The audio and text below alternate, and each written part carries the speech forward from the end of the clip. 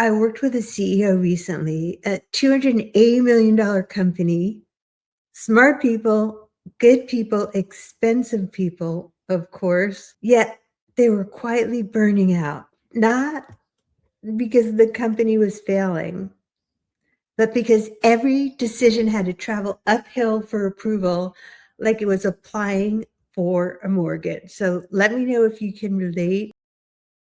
Was the worst year for a lot of us for our mental as well as physical health. So joining us this morning is best-selling author, coach Lisa Goldenthal. Hello and welcome. I'm Lisa G, your host.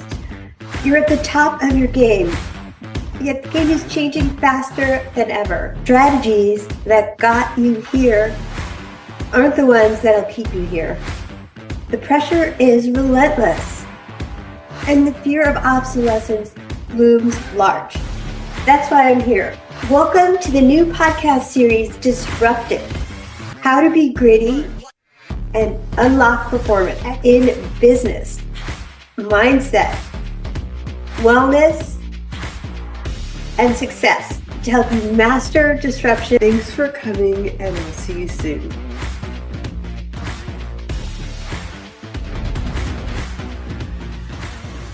So hello and welcome. This is my weekly show. I'm live from Kennewick, Washington this week. I was in Oregon last week, and the weather is starting to look nice here. So let me ask you, when was the last time someone on your team made a meaningful decision without checking in with you first? Take a second and really think about it.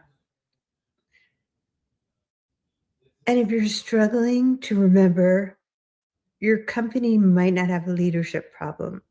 It might have a permission addiction. So we're talking about permission problems, and those are very expensive.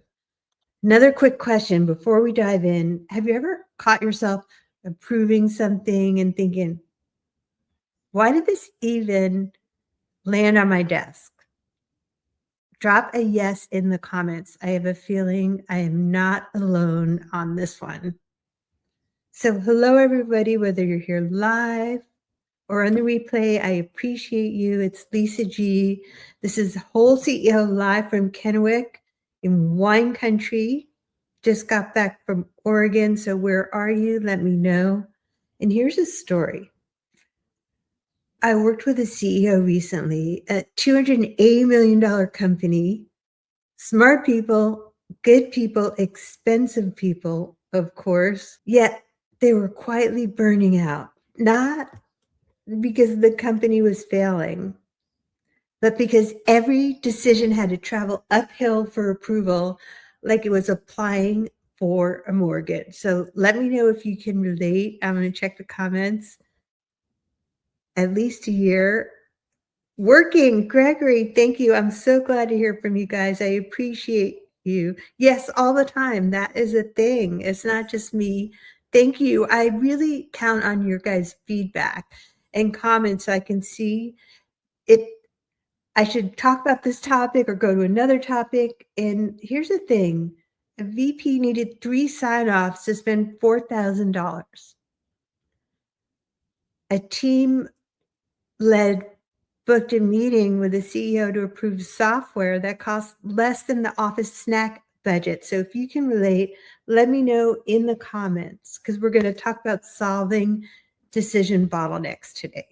I love this topic. At one point, I honestly think someone needed approval to approve things. So let me know if you can relate.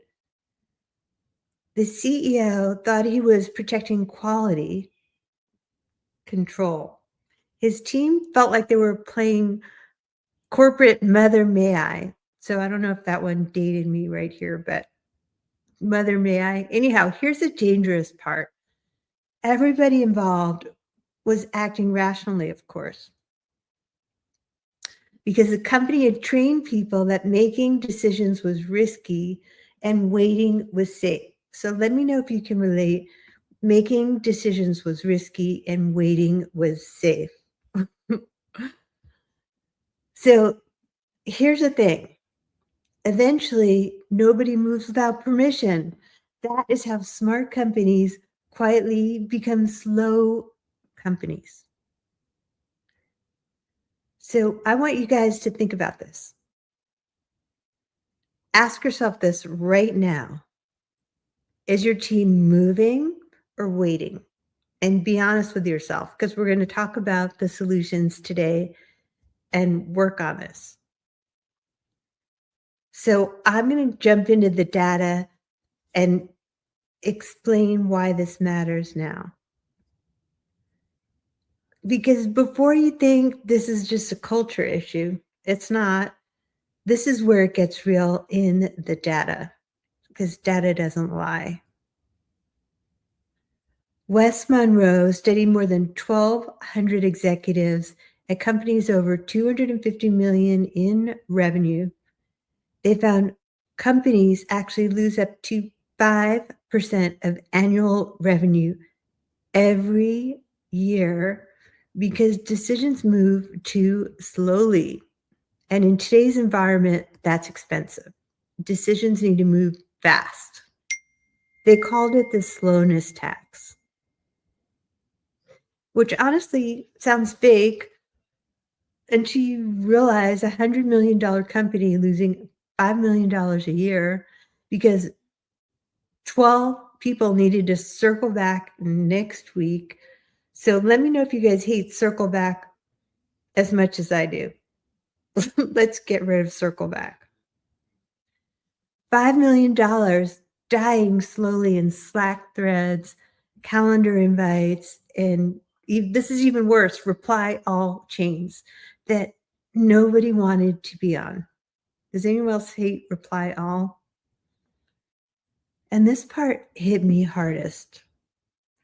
71% of executives admitted they personally regret moving too slowly on decisions. Because we're so afraid of making the wrong decision, we forget that slow is also a decision. Do you agree? Drop it in the comments, because slow is just quieter about it. So here's another question worth sitting with. How much has your company lost this year, not from bad decisions, but from decisions that move too slowly? That number might surprise you. So, as always, I have some tips for you. So, 3 things. Are you ready? This week, here are your 3 tips to install. Write this down. Tip number 1, audit approval layers. That's right, audit approval layers. Look at every decision from the last 30 days that needed multiple sign-offs, and then ask yourself one question. What would have actually exploded if nobody asked me first? That is your bottleneck. That answer is your bottleneck. So circle it, name it, remove it. What would have exploded if no one asked me first? Because most leaders discovered that at least half of what came to them never needed to come to them at all. They just trained their teams to ask out of habit, not necessity. And the good thing is, it's completely fixable. So that's tip number 1, remove yourself as a bottleneck by making less decisions. Tip 2 is a framework. I want you to write this down too. You can build what I call the 24-hour decision rule.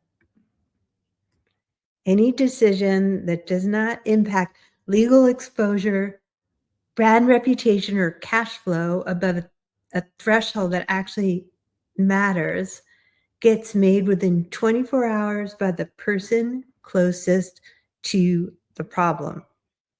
That's not you. No committee, no escalation, no 17-person thread titled Quick Thoughts. Who else hates quick thoughts? And it works for Jeff Bezos. He built Amazon on a version of this. He called it the 2 pizza rule. No team bigger than 2 pizzas can feed. Small teams, clear ownership, decisions made where the information lives. He wrote it plainly. Day 2 companies make high quality decisions slowly. To keep the energy of day 1, you need high velocity decisions. So who agrees with me on high velocity decisions in these ever-changing times? Amazon did not win on technology. They won on speed. So I have another question for you. If you implemented a 24-hour rule tomorrow on decisions, what is the first decision that would get made without you? Drop it in the comments. I genuinely want to know. So that is tip 1, removing yourself as the bottleneck by deciding everything. 2 pizza rule, 24-hour rule is tip 2. And tip 3 is the final one. This one costs you nothing. Say 6 words to someone on your team this week. These are the 6 words to write down. You are trusted to decide this. You are trusted to decide this. Not implied, not assumed, say it loud to a real human being. This helps create engagement and ownership because most employees are not waiting for instructions anymore. They are waiting for this psychological safety of being empowered. You are trusted to decide this. 34% of leaders in that same West Monroe study said slow decisions directly cause their best people to disengage.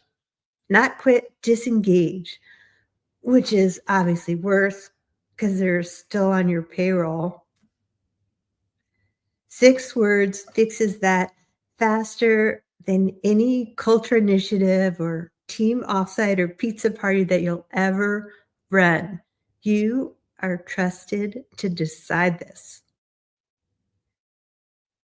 And it works. My CEO client did all 3 in week 3 of our work together, and by week 8, 2 of his top performers who had been quietly interviewing elsewhere took themselves off the market. So this is how you create engaged teams. Decide fast, not because of a raise. They didn't leave because of that or experience working there changed. It was just because they finally felt trusted, and we all need to feel trusted. You're not running a slow company. You're running a fast company trapped inside a slow permission system. So fix the system, fix the problem. And one question before you go, what is that one decision your team always brings to you that you know you're always going to say yes to anyway, and they do too? Drop it in the comments. I read every single one. I appreciate you guys, whether you're here live or on the replay, and I always reply within 24 hours. So that's my other 24-hour rule. So if you want help with this, send me a DM. We can go over it in a diagnostic. I'll show you exactly where your slowness tax is hiding. I'll see you there. As always, thank you for coming. I appreciate you, and I appreciate all of your engagement. Have a wonderful week.